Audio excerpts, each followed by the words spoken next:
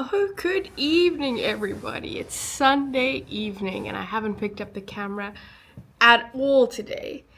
But I was thinking a lot about today. I'm going to try and make this quite quick because I haven't formulated my thoughts completely on it. But I actually watched a YouTube video this morning, and it was about India. And it the person that was vlogging it mentioned, oh my gosh, there's so much poverty here. The person that was vlogging was from a first world country.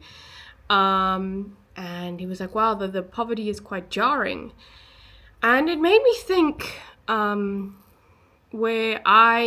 Africa also has a lot of poverty, and there are a lot of homeless people that are living on the streets and all this kind of stuff.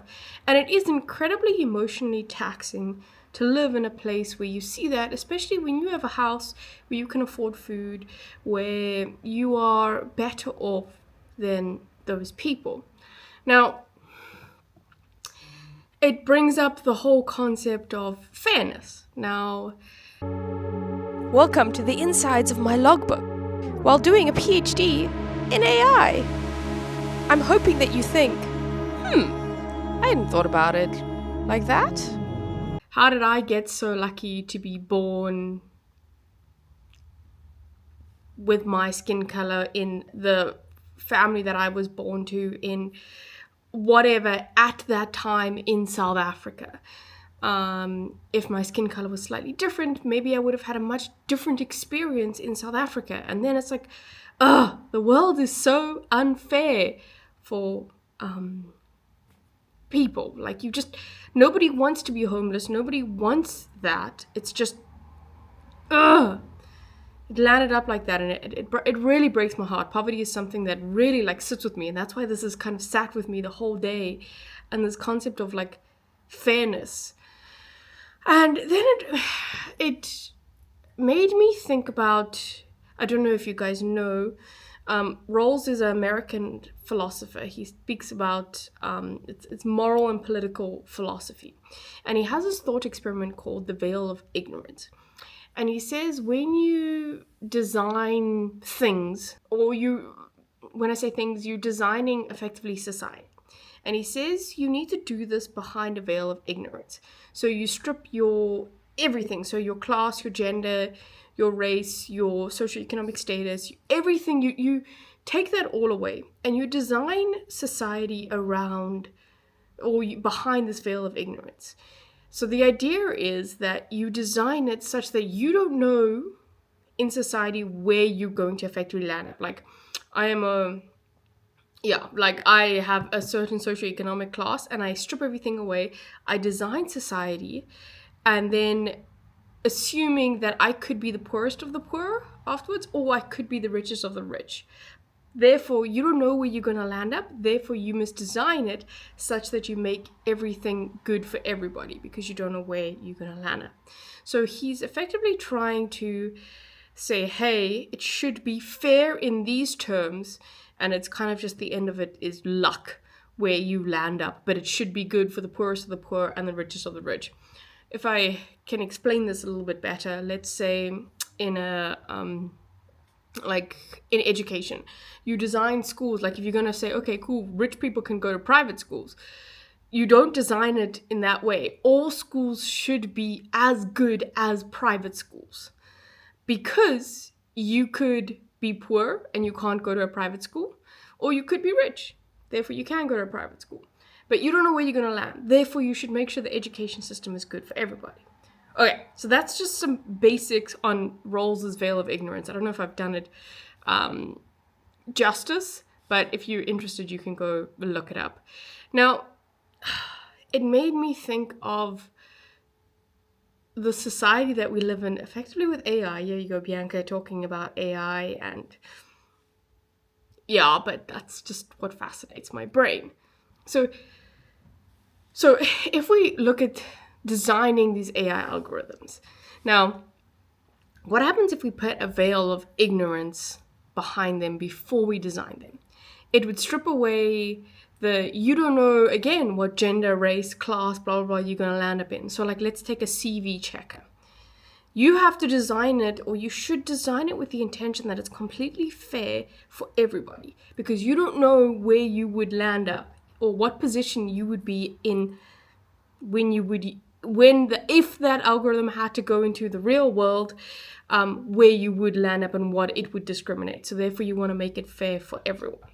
So, and in this thought, if you were going to design it such that it's more fair for everyone, maybe the concept of more fair is not even correct. It should be fair for everyone. We're not going to get deep into the word should over there because we can dive into that, but let's just say it's fair for everyone. You would probably design the algorithm a little bit differently. You would make sure that it's transparent, inclusive, and you would be quite meticulous about what it does and what decisions it makes based upon the input person, right?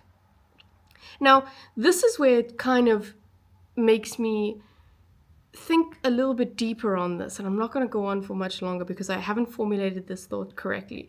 But it's the idea that what happens when... what sparked this thought actually is that you can now pay for ChatGPT. India did it a few months ago, but in South Africa you could only pay in dollars. So South Africa, the currency is rands. You don't pay in dollars, you pay in rands. Now, you had to pay, if you wanted to use ChatGPT in South Africa, you had to pay for it in dollars. And they recently released last week that, oh no, now you can pay for ChatGPT in rands. So then it's kind of like accustomed again, scaled down, whatever you want to call it, for the country that it is. So maybe it's a little bit cheaper when you do the conversion. But it begs the question now. So ChatGPT 5 is now available in South Africa, and you can pay for it in rands. You can pay for ChatGPT 5 in India, and you can pay for it in Indian rupees, or in dollars here, or in Europe here, as I would pay. Actually, I think I actually pay dollars, to be honest. But doesn't it seem strange, and I don't have the answer to this, that all of these places all over the world are using one singular model, like ChatGPT 5 or 4, whatever you want to do it. All of them are using the same model to answer the same questions, even though they have different worldviews completely, different cultures, different understandings of what fair means. Like, isn't that strange? I don't know. This is kind of how, like, I'm trying to draw a red thread in my thoughts, but it really bothers me that we're all using the same model. Because if we flip this, okay, like, I think we all know that a lot of ChatGPT's, like, data or training data is a large majority of it comes from the Western world.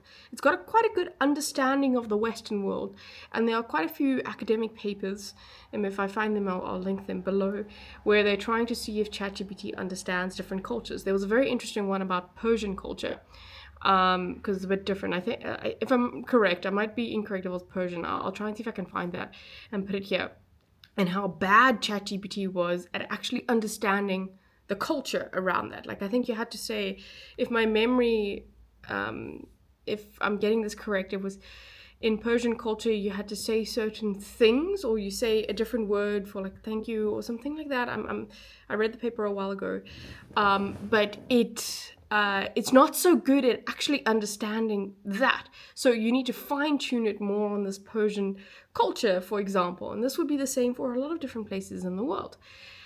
Now, when we've got this global ChatGPT 5 that is being used everywhere, the Western culture seems kind of fine with it because it understands it to a certain degree. Now, what if we flip this? So if we took this, like, and this is where I'm bringing it back to the veil of ignorance. When they designed the ChatGPT, they took a large majority of Western world data, and they designed it hopefully saying that it does treat people fairly and all this kind of stuff. That was the goal of it. But we all know that the data it was trained on is slightly biased.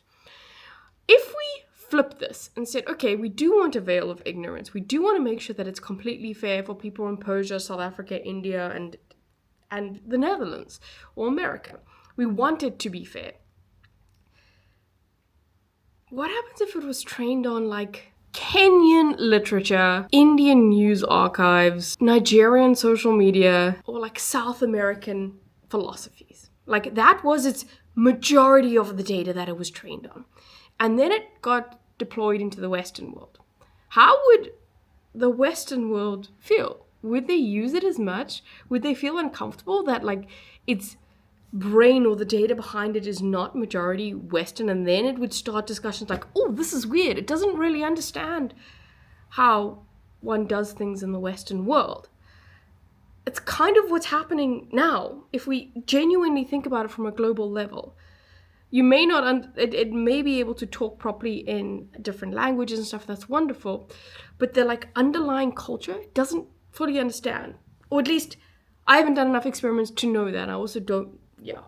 Anyway, this is my ramble, but I feel like this concept of a global AI is a little bit scary, no?